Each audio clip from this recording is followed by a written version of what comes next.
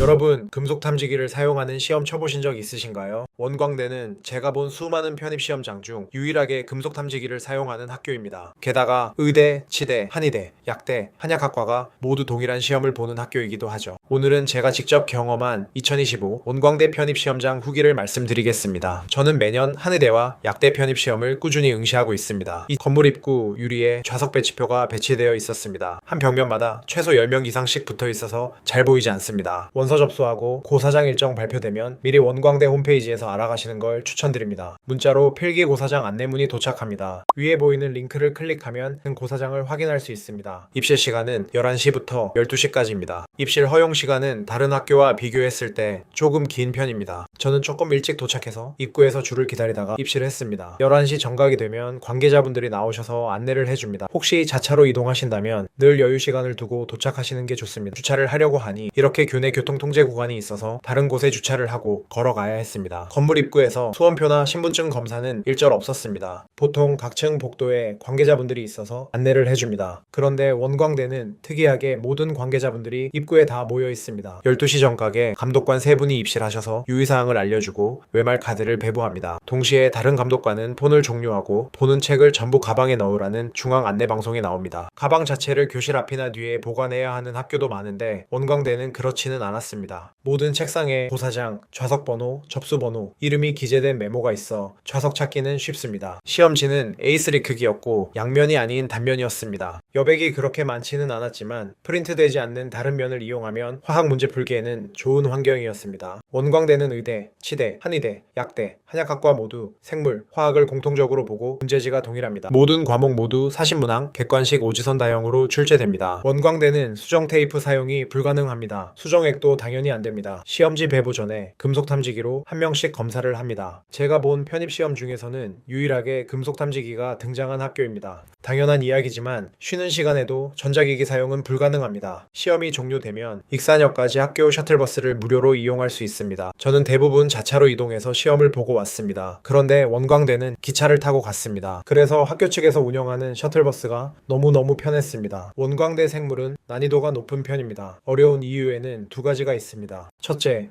교재 범위 벗어난 문제가 출제됩니다. 파라뮤테이션에 관련된 문제가 출제되었습니다. 이런 내용은 수험 공부를 하면 보기 힘든 내용이죠. 둘째, 교재 내에 있는 내용도 어렵게 출제되거나 지엽적인 내용이 출제됩니다. 예를 들어 생물학에서 정말 중요한 해당 과정이 출제되었습니다. 일반적으로 해당 과정은 통으로 다 암기를 해야 합니다. 해당 과정에 관여하는 효소는 그림을 보시면 아시겠지만 굉장히 많습니다. 일반적으로 중요한 효소는 딱 3가지가 있고 대부분 여기에서 출제가 됩니다. 그런데 원광대는 중요한 효소 3가지가 아닌 다른 효소를 출제한 적이 있습니다. 바이러스 관련 문제가 출제되었는데 제법 디테일하게 봐야 맞출 수 있는 문제였습니다. 원광대 일반화학은 난이도가 높은 것으로 유명합니다. 그리고 시간이 무엇보다 부족한 시험입니다. 교재 범위를 벗어난 문제나 상식 같은 문제가 종종 출제되기도 합니다. 원광대 화학에는 유기화학도 출제되는데 비중이 동국대 약대나 한의대, 우석대 약대나 한의대, 대전대 한의대보다는 높은 편입니다. 유기화학은 심화 내용을 추가로 공부하기보다 중요하고 기본적인 내용을 반복하는 것이 더 중요합니다. 약대 편입 시험은 각 학교마다 문제 유형, 난이도, 출제 경향성이 완전히 다릅니다. 무작정 공부를 하기보다 방향 설정을 어느 정도 하고 공부하시는 것이 좋습니다. 단순히 열심히 하기보다 본인의 강점이나 성향을 정확히 파악하고 여기에 맞는 학교를 선택하시는 것이 중요합니다.